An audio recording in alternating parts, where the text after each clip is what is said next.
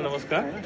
नेपाल सरकार मन्त्री परिषदको सम्बद्ध 2083 साल वैशाख 25 गतेको आजको बैठकको मुख्य निर्णयहरू पढेर सुनाउँछु। पहिलोमा सम्माननीय राष्ट्रपतिज्यू समक्ष संघीय संसदको दुवै सदनको संयुक्त बैठकलाई सम्बद्ध 2083 साल वैशाख 28 गते सोमबारका दिन 4 बजे सम्बोधन हुन र त्यसका लागि संघीय संसदका माननीय सदस्यहरूको उपस्थिति आह्वान गर्न अनुरोध गर्ने। दोस्रोमा परराष्ट्र मन्त्रालयको विदेशस्थित 15 जना नेपाली अनररी कन्सुल जनरल तथा कन्सुललाई पदमुक्त गर्ने। श्रम रोजगार तथा सामाजिक सुरक्षा मन्त्रालयबाट अन्तर्राष्ट्रिय श्रम संगठन बाध्यकारी श्रम महासन्धि 1930 सम्बन्धी 2014 को protocol number 29 P029 protocol of 2014 to force labour convention 1930 अनुमोदनको लागि संघीय संसद समक्ष पेश गर्न स्वीकृति प्रदान गर्ने। अर्को पनि सोही मन्त्रालयको संलग्न अन्तर्राष्ट्रिय श्रम संगठनको श्रम निरीक्षण सम्बन्धी महासन्धि 1947 नम्बर 81 C081 लेबर इन्स्पेक्सन कन्भेन्सन 1947 अनुमोदनको लागि संघीय संसद समक्ष पेश गर्न स्वीकृति प्रदान गर्ने। आजको मुख्य निर्णयहरू चाहिँ यो सिमानाको विषयमा भारतको परराष्ट्र मन्त्रालय एकपटक फेरि बोलेछ हैन। अब सिमानाको घाउ त हामीलाई दुखाएको छ, पहल हामीले गर्ने होला अनि होइन त्यो जमिन हाम्रै हो मात्र भन्ने कुरा त त्यो आइरहेको छ। त्यो भन्दा पनि पहल चाहिँ के हुन्छ, हामीले के गर्ने हो, त्यसको तयारी के छ नेपाल सरकार? परराष्ट्र मन्त्रालयबाट डिप्लोमेटिक नोट पनि भारतलाई पठाइसक्नु भएको छ। त्यो डिप्लोमेटिक नोट अनुसार दुईटा देशबीच संवाद भइहाल्को छ। यो परराष्ट्र मन्त्रालयले आवश्यक काम कारबाही अगाडि बढाएको छ, वार्ता हुन्छ। मन्त्रीज्यू मेरो दुईटा छोटो जिज्ञासा। हिजो मात्रै प्रधान न्यायाधीश प्रस्ताव गर्नु भएको छ, त्यसमा चाहिँ अलिकति वरियता मिच्यो भनेर चाहिँ गरिरहन्छ। यो के को आधारमा यहाँले गर्नुभयो? अर्को भनेको चाहिँ मन्त्रालयको सङ्ख्या यहाँले घटाउनु 17 राख्नु भएको छ, त्यो मापदण्ड के हो? नेपालको यो न्याय क्षेत्र सुधार गर्नुपर्छ, त्यसको लागि नीतिगत रूपमा नै कानुनी संवैधानिक रूपमा नै धेरै कुरा सुधार गर्नुपर्छ भन्ने विषय त पहिलादेखि उठ्दै नै आएको हो। आजको दिनसम्म पनि हामीले विभिन्न न्यायपालिकाका कार्यपालिका व्यवस्थापिकालाई चाहिँ अलिकति एकअर्काबाट टाढा राख्नुपर्छ भन्ने विषय त पहिलादेखि हामीले गर्दै नै आएको। सेपरेसन अफ पावरको हामी कुरा गर्छौँ। अहिले नै हेर्दाखेरि न्याय परिषद नै हेर्दाखेरि पनि 5 जना सदस्यमध्ये 3 जना लगभग राजनीतिक नियुक्ति जस्तो देखिन्छ। त्यहाँबाट सिफारिस हुने न्यायाधीश पनि अब अलिकति राजनीतिक पृष्ठभूमिको आइराख्नु भएको छ भनेर पनि विभिन्न कानुनविदहरूले भन्दै नै आउनुभएको कुरा हो। अब त्यहाँबाट संवैधानिक परिषदको पनि आफ्नै टिका टिप्पणी पहिलादेखि हुँदै नै आएको हो। यो पालि पहिलो पटक नै प्रधान न्यायाधीशको सिफारिस चाहिँ मुद्दाको फर्सेटको हिसाबमा हामीले चाहिँ एउटा इन्डिकेटरको हिसाबमा चाहिँ सिफारिस गरेर पठाएका छौँ।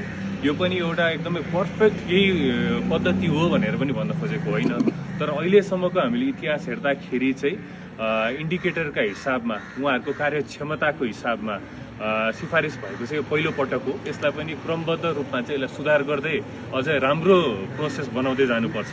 तर यो अहिलेसम्मको सबैभन्दा राम्रो प्रोसेस चाहिँ अहिले नै भएको भन्ने हामीलाई लाग्छ। मन्त्रालयको सङ्ख्याको कुरा, मन्त्रालयको सङ्ख्या चाहिँ विभिन्न अध्ययनहरूबाट हामीले गाप्दै नै सकेसम्म कम बनाउने हाम्रो प्रयास त रहन्छ नै। हाम्रो वाचापत्रमै हामीले अधिकतम 18 वटा बनाउने भनेर भनेका नै छौँ। जुन मन्त्रालयको अन्तर सम्बन्ध बढी छ त्यो दुईटा मन्त्रालय गाप्छ, त्यो चाँडै नै हुन्छ, त्यो प्रक्रियामा नै छ। यो प्रधान न्यायाधीशको सवालमा 6 जना मध्ये उत्कृष्ट व्यक्ति नै हामीले सिफारिस गर्यौँ भन्ने लागेको छ, के छ सरकार?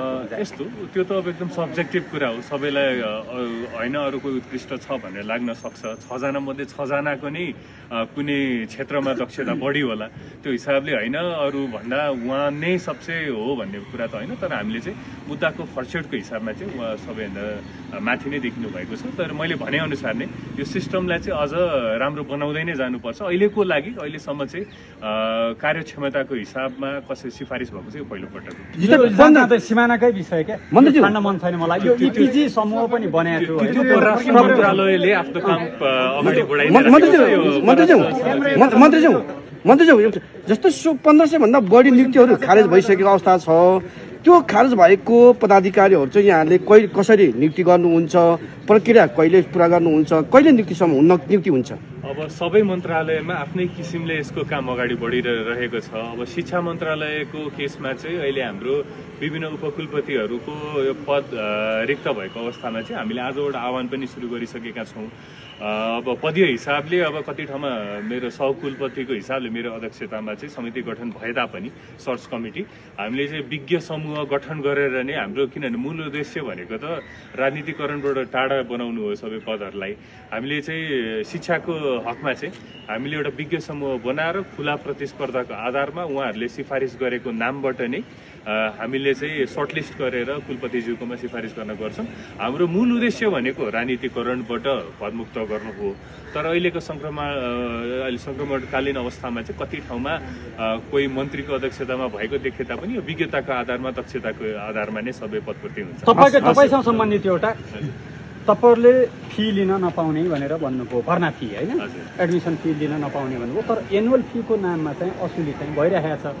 यसको अनुगमन चाहिँ नि भइरहेको छ अथवा के हुन्छ त्यो लिनेहरूलाई एनुअल फीको रूपमा त उठाइँदैछ। तपाईँले प्रश्नको बारेमा धेरै धेरै धन्यवाद होइन। मैले बुझाउने मौका पनि पाएँ यसले गर्दाखेरि। पहिलो कुरा त भर्ना शुल्क लिन नमिल्ने भन्ने कुरा र कुन कुन शुल्क लिन मिल्छ मिल्दैन भन्ने कुरा हाम्रो शिक्षा नियमावलीमा प्रष्ट रूपमा चाहिँ लेखिएको छ।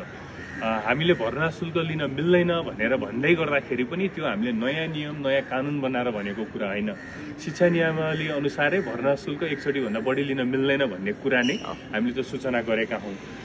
कुनै तोकिएको भन्दा बढी र तोकिएको भन्दा बाहेक कानुन विपरीत कुनै विद्यालयले त्यसरी शुल्क लिइरहेको छ भने त्यसको रेगुलेटरी बडी भनेको स्थानीय तह हो, कक्षा 12 सम्मको लागि। त्यसले गर्दाखेरि धेरै नै थुप्रै गुनासो आएको हुनाले हामीले गत सोमबार काठमाडौँ महानगरपालिकाको मेयरज्यू, ललितपुर महानगरपालिकाको मेयरज्यू, हाम्रो नगरपालिका र गाउँपालिका मेयर्स फोरमका अध्यक्षज्यूहरू लगायत सम्बन्धित पदाधिकारीहरूलाई बोलाएर पनि हामीले जानकारी गरायौँ।